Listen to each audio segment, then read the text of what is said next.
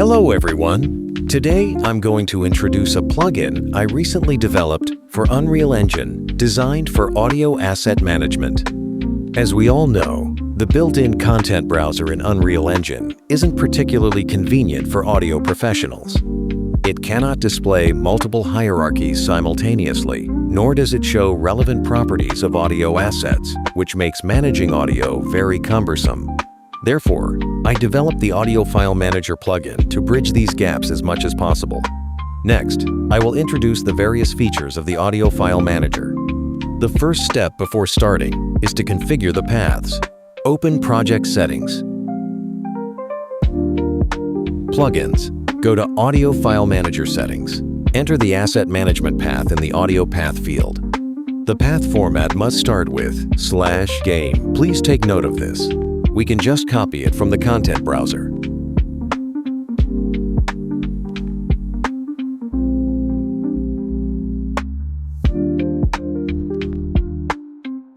The root name determines the display name of the root hierarchy.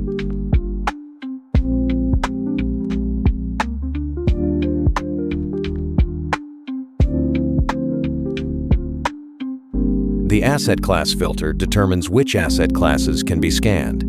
Here, I'll try removing Meta Sound Source.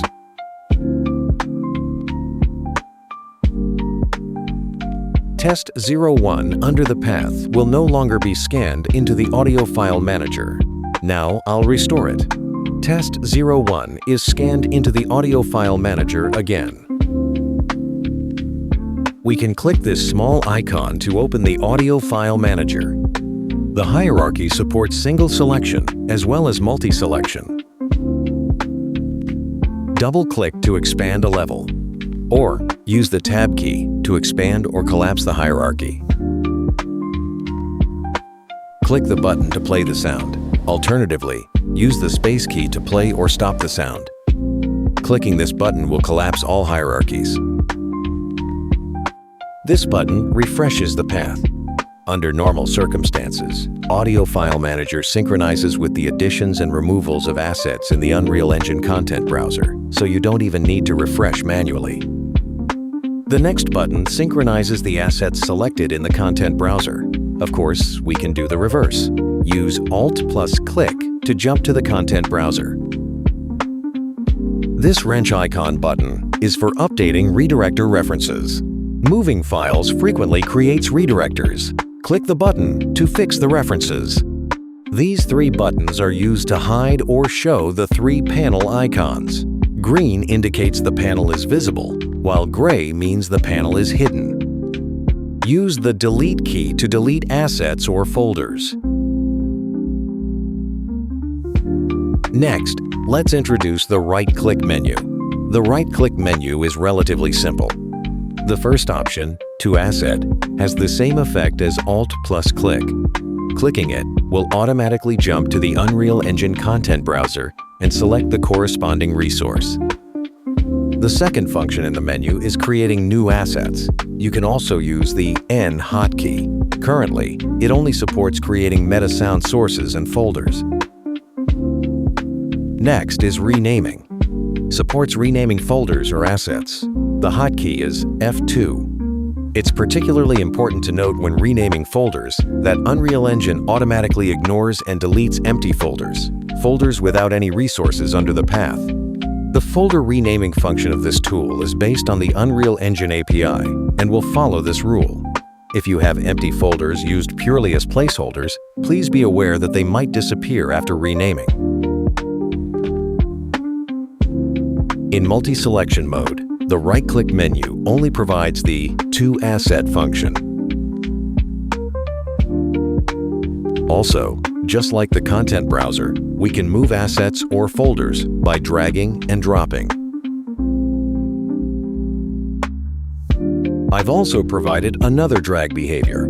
When a single asset is selected, dragging it to a blank area and releasing will automatically extract and copy the asset's name, making it convenient to add quickly in functions.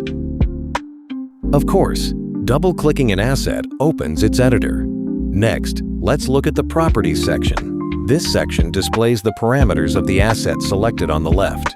The parameters shown are narrowed down to the core audio production settings. Modifications here are synchronized to the asset. Please note, sometimes when selecting a Metasound source asset, if you find the Properties section is blank, please follow these steps to activate it. First, open the Metasound asset to enter its editor, then click on Source, then return to the interface, and switch selection. It should then display correctly. When you select a folder, the panel enters batch processing mode. We can then perform simple batch settings. Clicking this button will batch set assets under this specific level, but will not enter sublevels.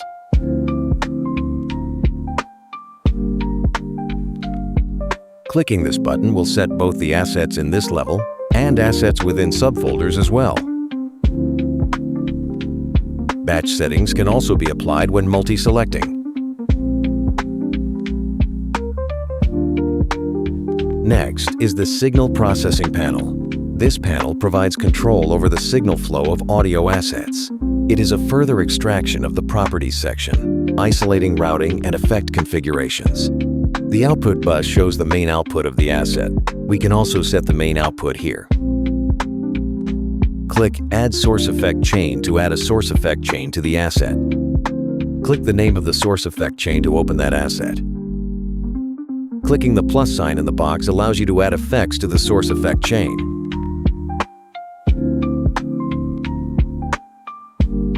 Click the effect's name to open the effect asset interface.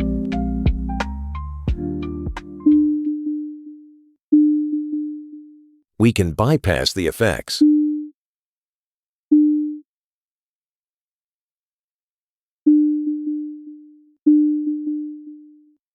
Next are the Send Track settings.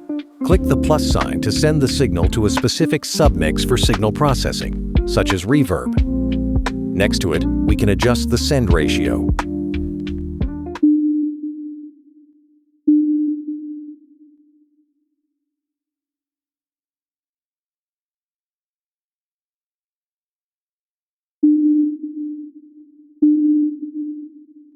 Click the name to open the Sent submix.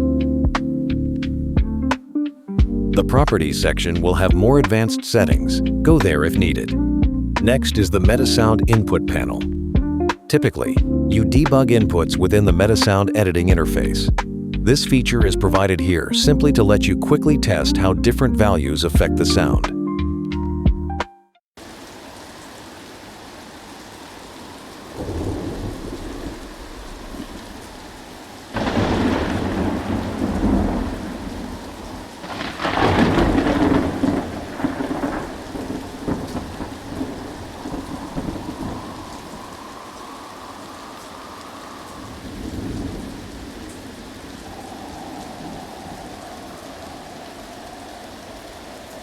Clicking the input name will reset it to the default value. By checking Sync Metasound Graph Input, all adjustments will override the default values inside the Metasound. The Sync Metasound Graph Input feature is currently not supported in Unreal Engine versions 5.1 to 5.3. That's all for the introduction of Audio File Manager. Thank you, everyone.